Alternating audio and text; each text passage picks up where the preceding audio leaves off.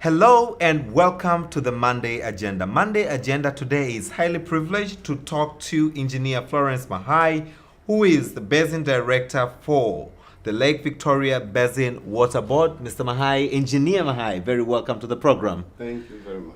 My viewers watching the Monday Agenda on Capital TV this evening would like to understand, before we go on to what really Lake Victoria Basin Water Board is and what the functions are, maybe take us through what integrated water resource management is, and then we can go on to the basin. By definition, integrated water resource management is a concept where you involve land and water, because these two are interrelated.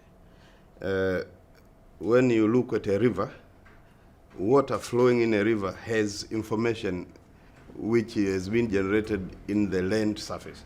So for you to manage the water resources in the river or lake, you need also to consider what is happening in the land. That's why this concept of integrated water resource management came into place, because there is a connection between what is happening, for instance, upstream and what is in the downstream. Because for instance, you live downstream of a river, you will be affected by things which are happening upstream.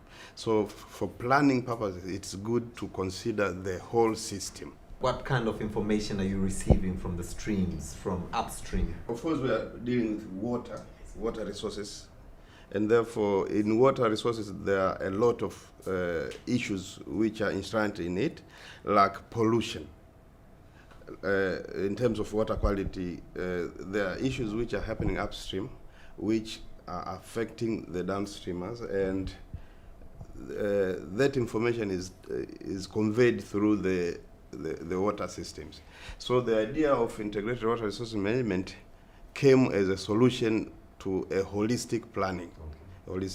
And I'm very proud to say that this idea really originated in Tanzania, because in 1981, the Water Utilization Act of 1974 introduced a clause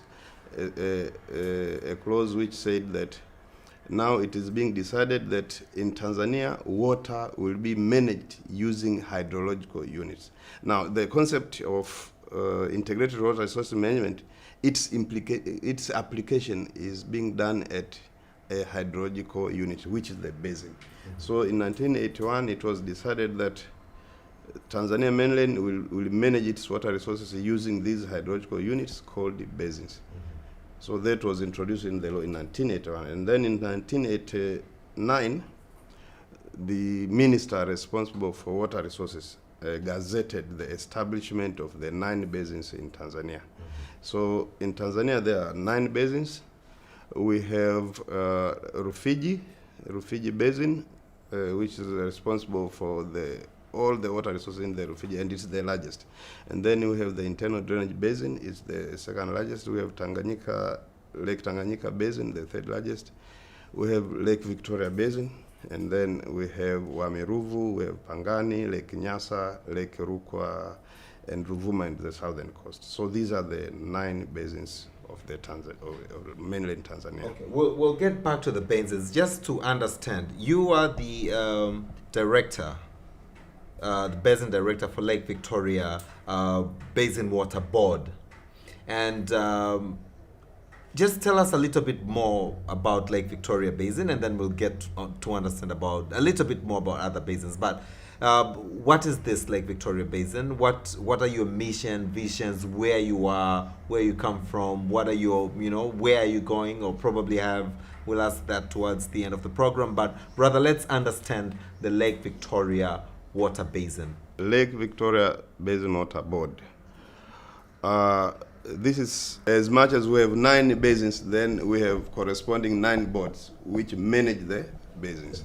So Lake Victoria Basin, Lake Victoria Basin was gazetted in 1989, as I said, but the board, as an institution to manage the water resources of the Lake Victoria Basin, was established in 2000. Okay. Yeah, so the board was established in 2000, and as an institution in 2000. And so as we talk today, it is 20 years since its establishment. Lake Victoria Basin is an area, its area is 115,000 square kilometers.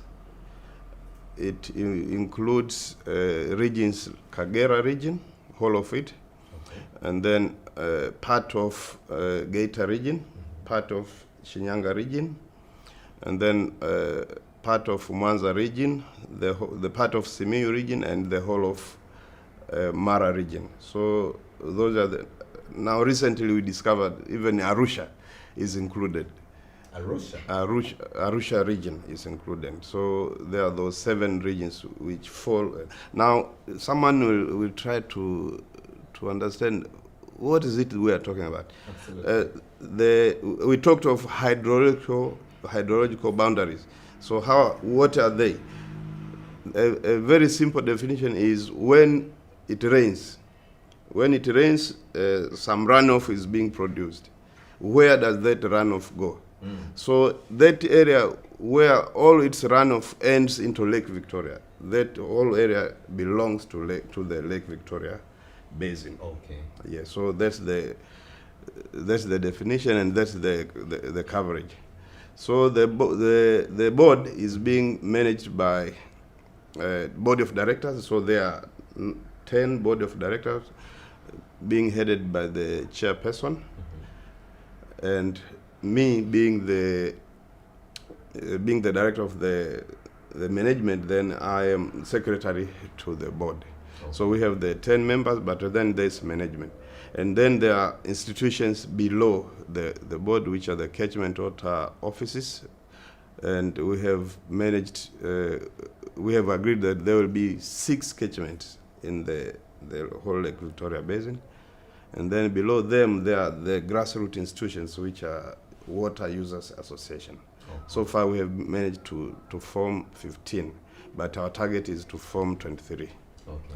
Yeah, so that's in a nutshell what Lake Victoria Basin is and Lake Victoria Basin Water Board is. Yes. Lake Victoria is the second largest freshwater lake in the world. The first in Africa, second in the world. And being so, it attracts a lot of human activities. Name fishing, name, agriculture, and other economic activities where people just, enjoy the freshness of the water to earn income. Have these activities, human activities, which I believe, responding to this question, you will cite some examples, but have these human activities along the basin or on our Lake Victoria have any impact on that quality of water from the lake? The board is being directed by the vision that we envision a basin where all water resources are well managed, they are in good situation so that they can save the ecosystems of the basin. So our vision is a well-managed, managed water resources of the basin for people and the ecosystem of the basin. And how do we want to reach there? Then we have a mission which is to promote integrated water resources management by involving the stakeholders of the basin so that we can reach that vision which we envision. And we have the 3 functions with which we will be able to reach that vision. And the functions are, we need to answer the question, how much water resources is there in the basin? And then we need to save our people by giving them access to using that water resources after we have known how much we have. And then the third, but very important, is to make sure that the water resources we have is here today and tomorrow. So sustainability. So we need to conserve the water sources, and we need to control pollution of the water sources. So with the first function, we are talking of the Lake Victoria as the second largest freshwater body on Earth and the first in Africa. So it is an enormous resource, but as we all know, it is shared by 3 countries. The lake belongs to 3 countries geographically, but the catchment area of the bigger Lake Victoria Basin belongs to 7 countries. So the lake touches 3 countries, Kenya, Uganda, and Tanzania. 51% of the surface area of the lake is in Tanzania. Okay. Kenya has only 6%, and then the remaining belongs to Uganda. About 43. Yes, Okay. to Uganda. But then the bigger catchment is shared by 6 countries, including Rwanda and Burundi, and the 3 countries. The lake has an area of 68,000 square kilometers. As I said, 51% is in Tanzania. So we own the lion's share. And if there's pollution, if there is anything, then we are the biggest contributor. Okay. Area-wise. Although in terms of pollution, even Kenya, who owns only 6%, may have impact because there's no boundaries in the water board. The lake has a retention time of 23 years. What does that mean? It means if you put a pollutant today in the lake, and then it will take 23 years for natural processes to clean that pollutant. Okay. So that is a very special characteristic of lakes as compared to rivers. If you are dealing with a river, since a river is running water, yeah, if you pollute today, maybe after 3 years, the pollutant has gone. Okay. So there's a big care we need to take when we are managing the lake as compared to rivers. The volume which belongs to Tanzania is 1,499 kilometers cubed. So it's a big resource which is in us. And how much have we used so far? It's only 0.01%. Okay. So the potential is huge for people to come and use that resource for all the socio-economic activities. Okay. Of recent past, the lake has been catering for water usage in the regions of Shinyanga, Tabora, and I understand there's a plan to go to Dodoma. Will that have any effect on the availability, on the quality, on the quantity of Lake Victoria water? Yeah. Availability of the water resource in the lake is affected by 3 things. First, what's coming in. Mm-hmm. So we have 80% of what's coming in is coming from rainfall. Mm-hmm. Rainfall which falls on the lake itself, 80%. Okay. And climate change projections for the region has it that there won't be any changes in the rainfall. Okay. Overall, there will not be any changes. Only especially in one part they may be small, in the others, in other parts there may be bigger rainfall. But overall, there won't be any changes. Therefore, we expect that we will not have any changes in the water levels of the lake. Why? Because rainfall will not change, and it contributes 80% of the inflow. The others is the rivers. So the rivers contribute 20% of the remaining, and out of this 20%, 75% is contributed by River Kagera. Okay. And according to the projections, in that region there will be more flooding because rainfall will be more. Okay. But on the other parts of like Simiyu and Mara, there will be less rainfall, according to the projections. Okay. So overall, there is not going to be any impact due to climate change. Okay. As regards the availability of water resources in the lake. Okay. Now, the third factor is the withdrawals, the use. So far, we have only used a total from the lake. We have only used a total of 3.6 cubic meters per second. You know what's going out at Jinja? Between 500 cubic meters per second and 800. Okay. So these two are not comparable. Okay. And as I've said, you have only used 0.01%. So the potential is still very huge. Yes. When you say we've only used so much, what has been our main component in the usage? What do we use this water mostly for? 58% of the usage has been for public water supply. Oh, for domestic usage. Domestic for Mwanza, Bukoba, Musoma, Lamadi, Misungwi. So those projects. Okay. And also Kashwasa, yes. The human activities along the basin, in the shores of Lake Victoria, Have those any impact in terms of, you've mentioned pollution, it takes 23 years. Are these pollutants caused by human activities along the basin? Yes. So far, the biggest problem in the lake has been eutrophication. Eutrophication means the water in the lake has a lot of nutrients which can favor fast growth of plants, aquatic plants, and sometimes even zooplanktons or algae. So that's the biggest problem which we have been facing, and everyone knows the story of water hyacinth. That's an example of the effects of having eutrophication and having a lot of nutrients. So where do these nutrients come from? They come from the catchments. Why? Because of unsustainable agriculture, grazing of cattle and other animals. But then there are these settlements around the lake. Previously, there were no systems. For instance, in the towns, there were no system for sanitation. As a result, most of the pollutants were entering directly. There are industries in the shorelines which were also just going indirectly into the lake. But after the presence of that Lake Victoria Environmental Management Project, Phase 1 and 2, considerable efforts have been done, and now regulation is, we are doing our job to make sure that all the industries, there are about 30 industries for fish processing, brewing, and things like that, to make sure that they have installed systems for purification of effluents before they go into the lake and the environment. They have to reach the standards before they go into the lake and environment. But then there were things which happened before these measures have been taken.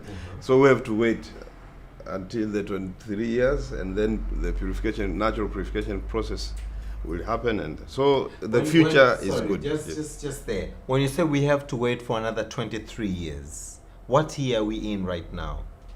Now it depends on the started. Those things did not start at one point. So it depends on the investment. I mean, it depends on the pollution incident when they occurred. So it is not one single start time, and therefore not one single end time. There's the policy in the country that prohibits activities near the water bodies, at least for the threshold of 60 meters. Who is enforcing that? Because if we land in Mwanza right now, you will literally see people 5 feet already are doing activities. You name them. Name agriculture, name, bringing the cows, the kettles for water. So who is to enforce this? Is this part of your board? Are you foreseeing these activities, prohibiting? Because this is life. Yeah, you are talking of the Environmental Management Act of 2004. So many enforcers have, according to what they have been directed by the law. So for us, yes, the 60 meters is for us to enforce. But again, the basin is so big, so that's why when I was explaining the structure of the board, I said there are institutions below it. The lowest being the Water Users Association. So we work with those because those are in the field. We work with those to make sure that there is enforcement. But yes, I must admit that we are still very far, and we have a long way to go because of the sheer size of the basin. You are watching the Monday Agenda, and we are looking onto the integrated water resource management in Tanzania, the case of Lake Victoria, and I'm highly privileged today to have a session with Engineer Florence Mahai, who is the Basin Director for Lake Victoria Basin Water Board. And Engineer, just to understand, the aspect of being the second largest freshwater body in the world.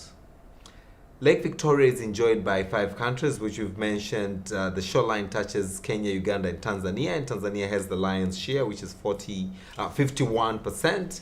Uganda enjoys 43%, and Kenya enjoys 6%.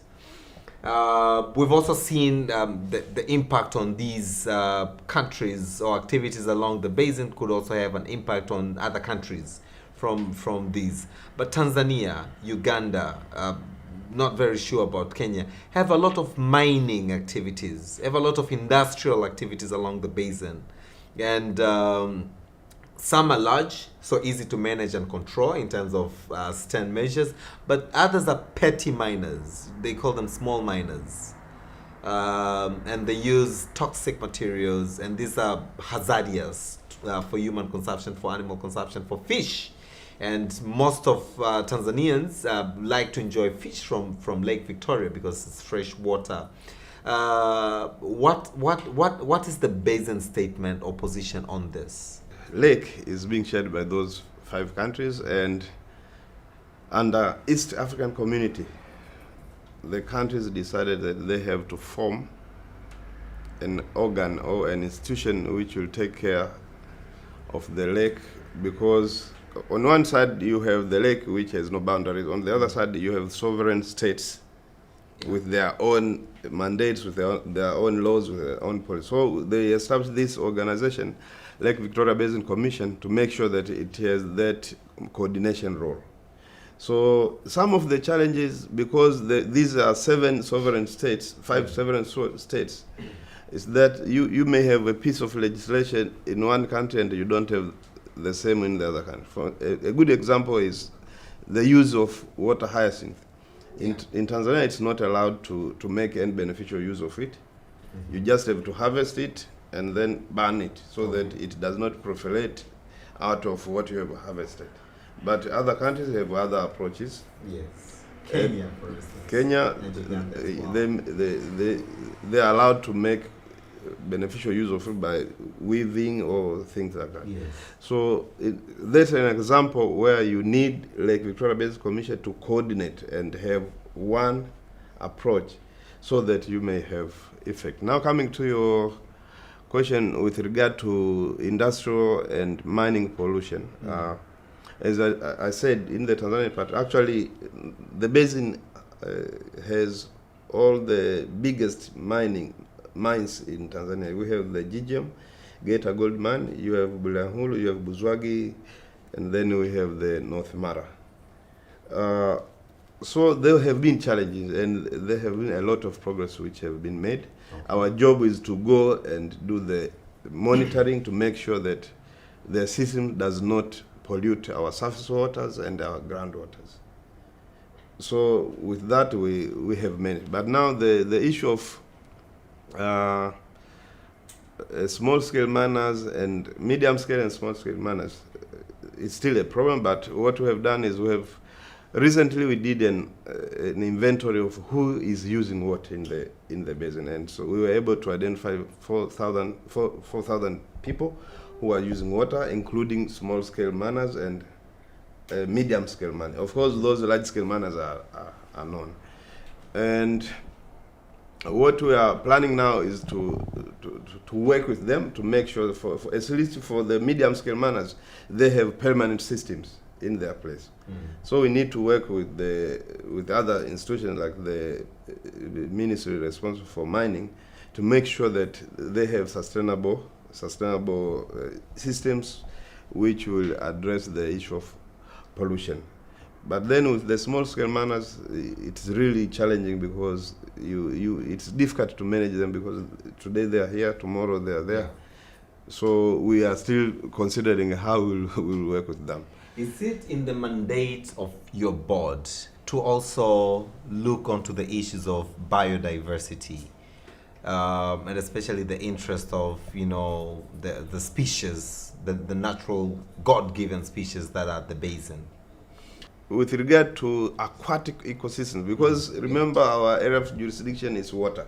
So with regards to aquatic ecosystems, we can do monitoring because they are an indication of the status of water quality. Yeah. So we use them, biomonitoring. We do biomonitoring of our aquatic systems as a means of establishing the status of the water quality of our systems. But then we can partner and collaborate with the other institutions for information exchange, because maybe the information you collect may also be useful to them, and maybe they may have some information which is useful to us. So we can work with Tafiri, for instance, in that one, but it's not our area of jurisdiction. We just work with them for information exchange. A number of other regions that are closer to the Lake Victoria, region like Simiyu, it's pretty desert. Shinyanga, where I come from, it's pretty dry, and we have the water body right in front of us. Of course, there's a distribution from the lake, and there's an issue of resources. But when it reaches an extent that the water flow goes to, for instance, the capital, leaving the region that is nearby, Simiyu, Shinyanga, ensuring that they have water to their full potentials. Is there any advisory role that the Basin Board plays in advising the government on the optimum utilization of the water resources? We are in a process of preparing something called the Integrated Water Resource Management and Development Plan. Okay. Now, that plan will give a roadmap of how the sectors are going to use the water resources. Mm-hmm. Now, the concept you are talking about is in another concept called the interbasin transfer, because now part of Shinyanga, most of Shinyanga is not in the Lake Victoria Basin. Yes. Dodoma is not in Lake Victoria Correct. Basin. So that will be interbasin transfer. You take water from one basin into another basin. But yes, that's because that has already been done. The Kashwasa project, that took water from Mwanza in Lake Victoria, Sound Smith Bay, and then to Shinyanga, and now it has gone to Kahama, and now it's going to Igunga, Nzega, and eventually to Tabora. I think by March the project will be finished. So this time the government is embarking on a concept called national water grid. It's a concept whereby the government wants to use the huge water resources which we have in the country. I always talk of defining Tanzania being a land which is in between three freshwater bodies. Tanganyika, Lake Victoria, and Lake Nyasa. So we are endowed with these enormous water resources. So this concept of water grid is that you use these and try to save as many people as possible. So if this concept of taking water from Lake Victoria to other regions is implemented, yes, then it has to make sure that everybody is being saved along as the conveyance system passes. So nobody will be left behind. We are on the fifth regime under His Excellency John Joseph Pombe Magufuli, and the regime is promoting Tanzania becoming a middle-income state come 2025 through industrialization. How is the Basin positioned to support this vision? Our role as a board is to make sure that we have adequate water resources, and water resources being a catalyst for development activities, to make sure that we play that role. So yes, I want to call upon all the investors to come to the lake zone, because we have plenty water resources. Imagine we have only used 0.0% of the lake. So there's a lot of potential. So water resources will not be a hindrance for development and to attain this middle-income country. And speaking while still at the industrialization and insufficient power sources that we have in the country, Uganda has advanced in terms of tapping the lake to produce hydroelectric power on the Jinja side. Don't we have the necessary the skills or potentials to actually be able to tap, so that at least the regions that surround the Lake Victoria can sustain themselves through hydroelectric power, maybe from Lake Victoria? Or do we already have operations from the lake to produce hydroelectric power, which again can finance can fuel industrialization? Yes. Now Uganda are benefiting from their geographical location, because that's the outlet of the lake. Okay. So we don't have that advantage, Okay. but we have other advantages because we have rivers which are feeding into the lake, and one of them is the Kagera River, and I know there are plans to construct hydropower projects in Kagera. We have one at Rusumo Falls, which is shared by 3 countries, Burundi, Rwanda, and Tanzania, Okay. which is under construction already. And then there are plans for Kakono hydropower, which I think is still under development by TANESCO, not us. Yeah. I also understand that the basin, the board issues permits for activities in the basin. So can I just get up, leave Dar es Salaam, come to Mwanza and do acquire some permits and get into economic activities, or what processes are put in place to ensure there's smooth operation among entrepreneurs, among business community along the basin? The law has put it that when you start up, after you have lodged in your application, then we give the procedure requires that we have 4 months, at least 4 months before you get the permit. Why? Because water is not a simple resource. Water is a resource which is very crucial for life. Everybody has the right to water, so you cannot just give it to anybody simply. So you have to follow that procedure, and the procedure is we will receive your application plus then application fee. After that, we will start our internal processes to make sure that once we have given you water, we are not causing problems to anybody else. So we will ask the regional, the district commissioner of the area where you are requesting to have that permit from, the district executive director, anybody who may be aggrieved by us giving you a permit, we'll ask it. And then we'll also go to the government gazette and announce your request, so that someone can, if there's anybody who wants to who wants to say, no, this guy is not a good person, if he used this water, it will not be good. So we are given, since we established that announcement in the government gazette, then there are 40 days to wait. Okay. to receive comments, feedback. Okay. And then after that, but also we have an internal role of going to the site where you want to get the permit, to see if that water you are requesting for really exists, to do our balance calculation. And then after those 40 days have elapsed, we have received views, then we'll send it to the 10 members of the board in a board meeting, and it's them who makes that decision. Okay, this one can be given a permit, or this one cannot be given a permit. Okay, you've mentioned fee, and initially you mentioned it's God-given. You can't impose much regulation on a God-given water body like Lake Victoria.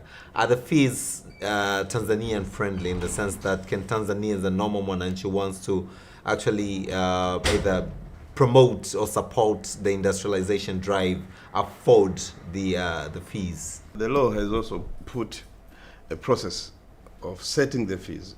They are not just being imposed. The stakeholders and the users have to be involved in setting up the fees. So there will be a dialogue in the stakeholders forum. Oh, this is too much, this is too little, but there are bases for the fees. You know, we are self-financing. Okay. So most of the activities we do to know how much we have to do the enforcement and also to conserve the water source, these activities have to be financed internally. Okay. So that's why we have this fee structure. And recently the minister published regulations which guide how the basin water boards will charge the fees. Okay. And I want to call upon all the stakeholders to take note of the existence of this regulation. And for those who have been having permits, because the regulation, one of the requirements is that now when you get a permit, you have to make sure that you have a flow meter, which measures how much you are using. Okay. So I want to call upon all those who have had a permit before the regulation. They have been given 2 years to make sure that they purchase and install flow meters, which will be at the exclusive use by the Basin Water Board, to make sure that they are using the right amount which have been permitted in their permits. Lake Victoria Basin Water Board. Where do you see the basin, the board, and in terms of the activities, in terms of the mission and vision, reaching your objectives down the line, maybe let's say 5 years from today? Yeah, we, as a board, we sat down in 2018. Okay. And then we had to review, as we were reaching the 20-year mark, we had to sit down and review, do an analysis, situation analysis of where we have come from, what have been our achievements, what have been our weaknesses, and therefore we have a new 5-year strategic plan, okay, which will end in 2024. Okay. And there we have 5 strategic objectives. And the first one is we want to have a board which is well functioning, mm-hmm, which has standards, which can be measured by even external. Okay. So we have some targets in that area. One of them is we have to be ICO accredited, okay, so that we see ourselves as doing the best, using the best practices of management. Okay. So we'll have quality management systems. And then the second objective is to make sure that we do our job professionally. Okay. So right now, and we have started, we are preparing the integrated water resource management and development plan. That's a roadmap. That's a roadmap of how we are going to do all our works, but why we want to make sure that we have enough water resources to meet the needs of the basin. So in that plan, there will be projects, there will be programs to make sure that there's sustainability in the water resources of the basin, so that they can continue to benefit the users now and in the future. And then there is an issue of awareness. Okay. What we do is not very much known to people. Yes. So we have to have a program to make sure that we reach out to as many people in our basin and as possible. And I'm proud and happy that today we are doing this. And because yes, this is one of the implementing that strategic objective. Okay. But then there are other objectives which are general. For any government institution, you have to follow them, but like non-communicable diseases, gender, HIV, mm-hmm, so those have also been. So that's how we see ourselves in the next 5 years.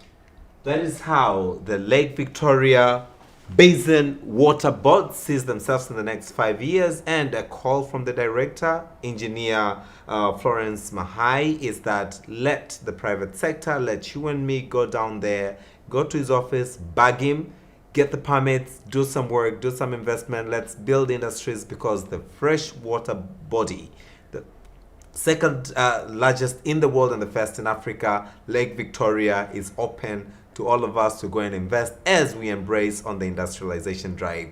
Thank you for watching the Monday Agenda. Engineer Mahai, thank you so much for being on the program. It's my pleasure. I wish you all the very best on the coming strategic year, the 5 years. And that marks the end of the Monday Agenda. Until next time, I'm your host, Austin Makani, and thank you for watching.